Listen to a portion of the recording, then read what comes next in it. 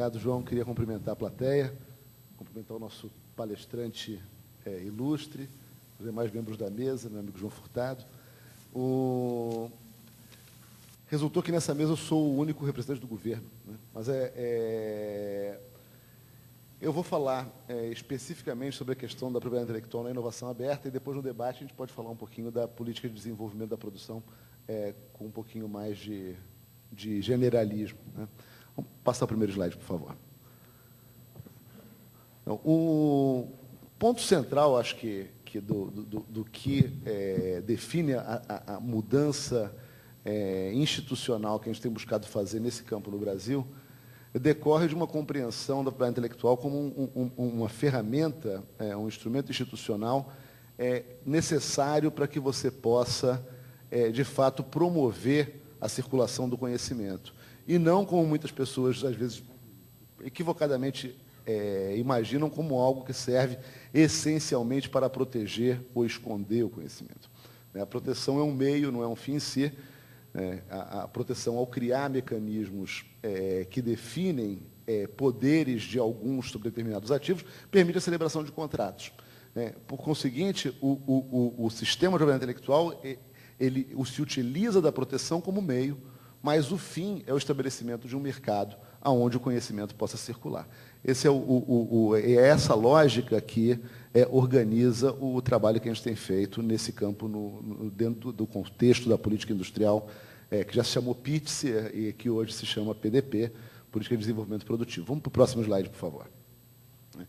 Há algumas considerações, acho que merecem ser feitas para que a gente possa introduzir particularmente a discussão da importância da propriedade intelectual no sistema de inovação aberta. Acho que para isso é realmente pensar sobre que dimensões que propriedade intelectual e desenvolvimento, ou políticas de desenvolvimento, interagem. A primeira e a mais conhecida é a relação entre propriedade intelectual e incentivos à inovação. Mas há outras. A própria questão da propriedade intelectual como organizadora de um mercado de conhecimento, ou a propriedade intelectual como um sistema referencial dentro dos sistemas de inovação, e a propriedade intelectual como viabilizadora dos contratos que caracterizam o sistema de inovação aberta. Então, vamos dar uma olhadinha um por um. Na questão dos incentivos, muitas vezes as pessoas só pensam na correção de uma falha de mercado normalmente apontada, que é a falta de incentivo privado para inovação. Ou seja, na falta de um sistema de proteção, seria um comportamento bastante razoável que cada um de nós ficasse esperando que alguém inove para depois eu copiar. Então, é evidente que criar um ambiente onde seja mais vantajoso inovar do que esperar que alguém o faça, acelera o processo de inovação, e esse é o incentivo mais conhecido proporcionado pela propriedade intelectual. Mas há um outro tão importante quanto esse, e que tem a ver com a promoção da circulação. Na verdade, quando eu invento alguma coisa, se eu não tiver um sistema que me assegure certos direitos sobre o que eu inventei, eu vou tender a esconder isto até que eu tenha condições de, sozinho, transformar isso em algo que possa ser rentabilizado nos mercados. Na medida em que existe um sistema de proteção e que se estabelece uma circulação com certas garantias proporcionadas pelo Estado ao conhecimento que eu produzir, eu posso, com muito mais rapidez, rentabilizar esse conhecimento buscando parcerias. Então, são duas as falhas de mercado que o sistema endereça. A propriedade intelectual endereça a falta de incentivo à geração de inovação e endereça a falta de incentivo à circulação do conhecimento gerado. Vamos para o próximo, por favor. O estabelecimento de um mercado de conhecimento, ele se origina, seguramente, desse próprio propósito de incentivar a circulação do conhecimento. Agora, para você ter um ambiente onde, de fato, se possa caracterizar... obrigado. Qual é o botão que passa? Esse aqui? Para você ter um ambiente que, de fato, onde de fato se possa caracterizar um mercado de conhecimento, há duas questões que precisam ser pensadas. Ou seja, há um mercado ativo quando ocorrem transações. E transações ocorrem quando o ambiente proporciona facilidades para que esses contratos aconteçam. Em economia, a gente vai talvez classificar isso em dois grandes campos, onde então, tem a interface de economia e direito, que é pensar a questão dos custos de transação, ou seja, o quanto me é custoso estabelecer esses contratos, e a segurança de que esses contratos me proporcionam, ou seja, o quanto que eu vou ser capaz de cobrar que esses contratos sejam observados por todas as partes envolvidas.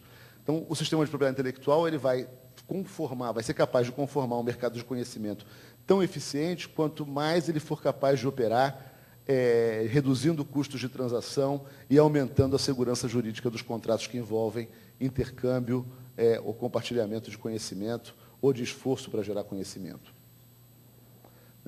De uma maneira sistêmica, a gente pode pensar, a gente pode imaginar o sistema de propriedade intelectual como um marco institucional que é capaz de organizar a produção de conhecimento, gerando informação disseminada sobre o conhecimento que cada ator aporta e o conhecimento de que cada ator necessita, um ambiente que promova e proteja os investimentos realizados na geração de conhecimento e que favoreça a cooperação entre os diferentes atores dos sistemas locais, nacionais e transnacionais de inovação.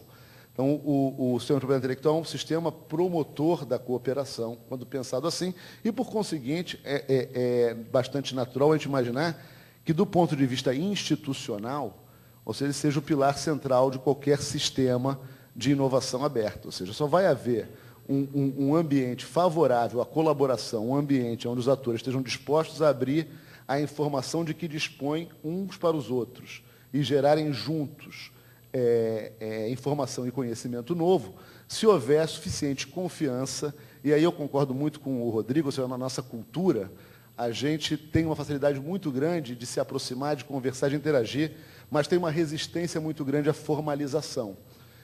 Só que no mundo comercial, no mundo das transações com mais importância econômica, a confiança pessoal tem que ser aliada de uma formalização maior. E o sistema de propriedade intelectual ele emerge, então, como uma ferramenta que permite a tradução dessa confiança em instrumentos que possam ser cobrados juridicamente. Falar muito rapidamente da propriedade intelectual na política de desenvolvimento produtivo. Tem 5 minutos, João? Tá.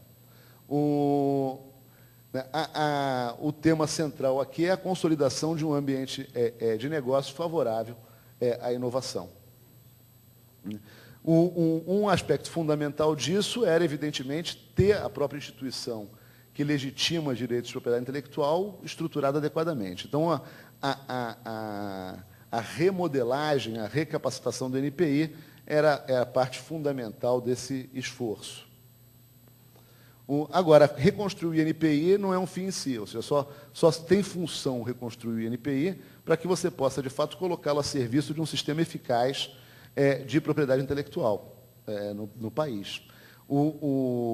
Dentro desse espírito de promover a eficácia do Sistema Nacional de Propriedade Intelectual, está reavaliar o próprio ambiente institucional, as leis que conformam o ambiente institucional de propriedade intelectual no Brasil, os tratados internacionais dos quais o Brasil faz parte, e de que maneira é que os brasileiros vão poder utilizar de maneira mais efetiva o sistema brasileiro de propriedade intelectual.